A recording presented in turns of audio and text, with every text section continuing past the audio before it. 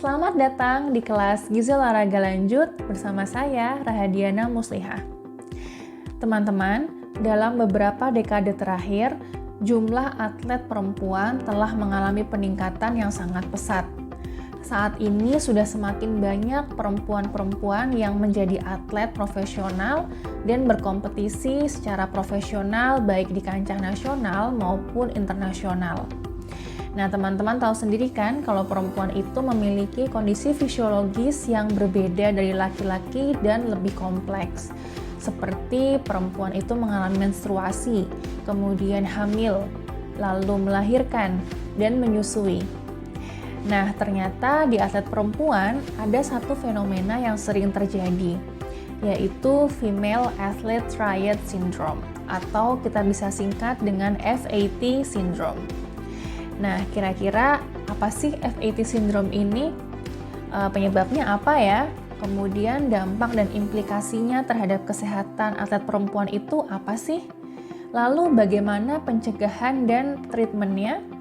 Nah, kita akan mengupas secara detail di video ini. Jadi teman-teman simak terus ya video ini. Female Athlete Triad Syndrome atau FAT Syndrome merupakan sebuah kondisi interrelasi yang terdiri dari 3 komponen. Komponen yang pertama adalah rendahnya ketersediaan energi atau low energy availability, kemudian yang kedua adalah gangguan fungsi menstruasi, dan yang ketiga adalah poor bone health atau rendahnya densitas tulang. Nah, dari ketiga komponen tersebut, rendahnya ketersediaan energi dianggap sebagai sebuah fenomena yang paling sering ditemukan pada atlet perempuan.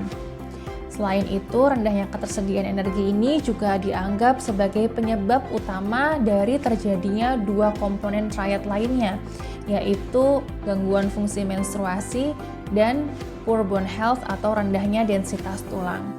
Komponen FAT yang paling prominent adalah rendahnya ketersediaan energi. Ketersediaan energi sendiri dapat dihitung dengan rumus berikut ini. Artinya, ketersediaan energi merupakan energi yang tersisa dari total energi intake dikurangi dengan energi expenditure selama latihan. Sisa energi inilah yang dapat dimanfaatkan tubuh untuk menunjang fungsi-fungsi tubuh. Ketersediaan energi sebesar 30 kilokalori per kilogram fat free mass per hari sudah termasuk dalam kategori rendah. Kondisi ini dapat terjadi secara tidak sengaja maupun sengaja, misalnya akibat restriksi kalori pada berbagai cabang olahraga tertentu.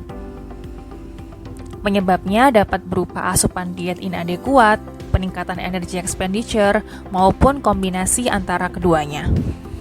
Selanjutnya, yuk kita bahas tentang gangguan menstruasi.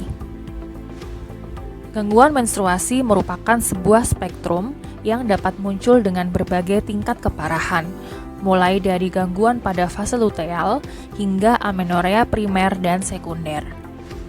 Amenorea primer adalah kegagalan untuk mencapai fase menarke pada usia 15 tahun, sedangkan amenorea sekunder merupakan kondisi tercapainya menarke dan siklus menstruasi normal, namun diikuti oleh absennya menstruasi selama 3 bulan berturut-turut. Sementara itu, oligomenorea merupakan siklus menstruasi yang muncul lebih dari 35 hari setelah menarke terakhir. Gangguan fungsi menstruasi seringkali dikaitkan dengan gangguan pada produksi hormon lutein akibat terganggunya gonadotropin releasing hormone atau GnRH dari hipotalamus, sehingga menyebabkan kondisi anovulasi. Nah, komponen FAT yang terakhir adalah gangguan pada pertumbuhan tulang. Densitas mineral tulang dapat menurun akibat adanya defisiensi energi dan gangguan menstruasi. Periode menarke sebetulnya merupakan penanda atau sinyal dari berlangsungnya pertumbuhan tulang.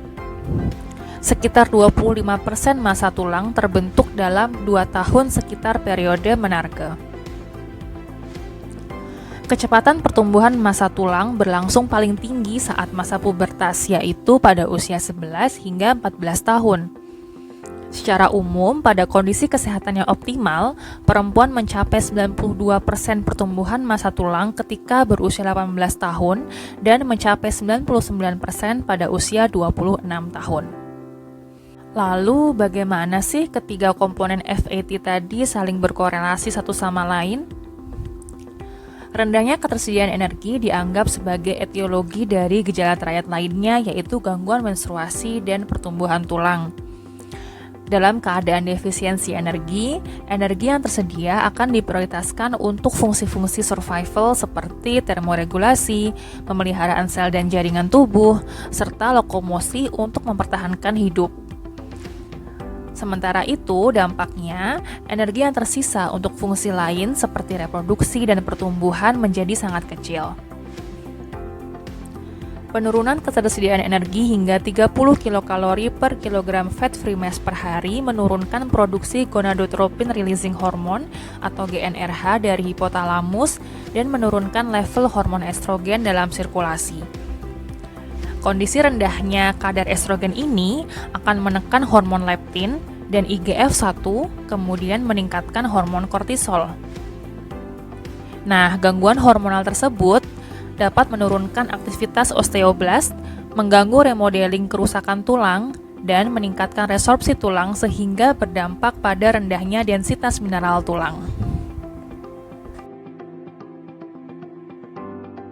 Prevalensi FAT syndrome bervariasi di berbagai cabang olahraga. Beberapa cabang olahraga memang memiliki prevalensi FAT syndrome yang cenderung lebih tinggi jika dibandingkan dengan cabang olahraga lainnya. Misalnya cabang olahraga endurance seperti lari jarak jauh, lari maraton, dan lain sebagainya. Lalu ada juga cabang olahraga yang mengutamakan aspek-aspek estetika seperti atlet gimnastik dan atlet senam. Ada juga olahraga yang kompetisinya didasarkan pada kelas berat badan atau weight class sport seperti karate, taekwondo, dan lain sebagainya.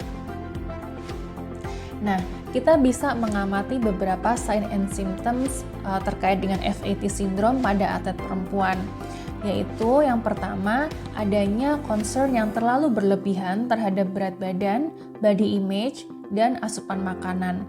Bahkan beberapa atlet cenderung menghindari beberapa makanan tertentu karena dianggap tidak baik bagi berat badannya. Kita juga bisa melihat apakah atlet tersebut memiliki kebiasaan atau obsesi untuk melakukan exercise yang berlebihan.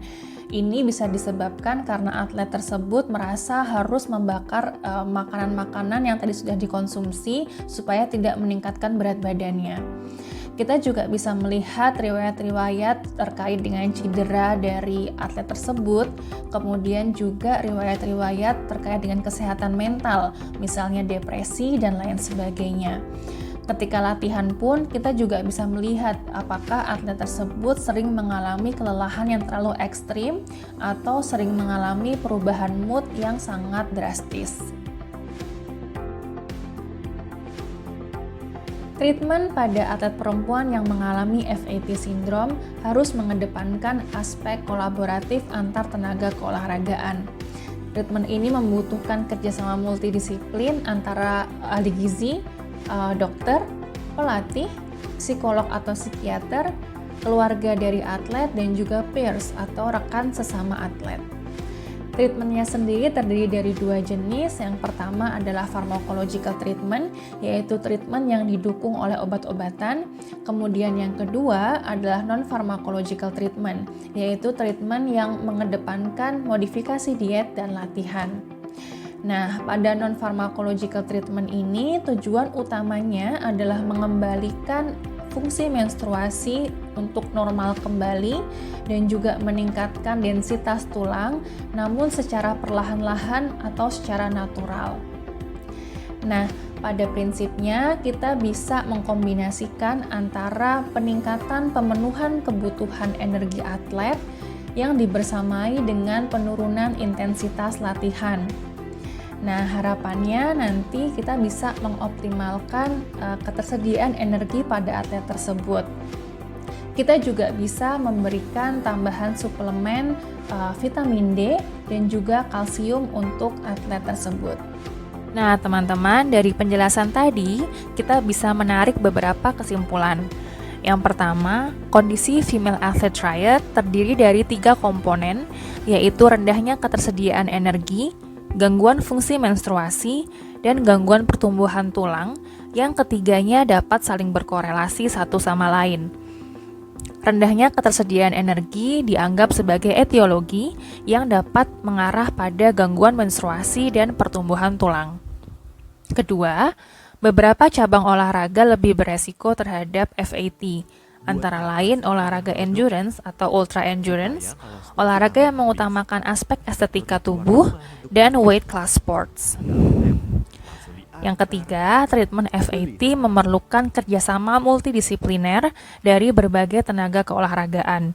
Treatment ini terdiri dari treatment farmakologi dengan obat-obatan dan treatment non-farmakologi melalui modifikasi diet dan intensitas latihan.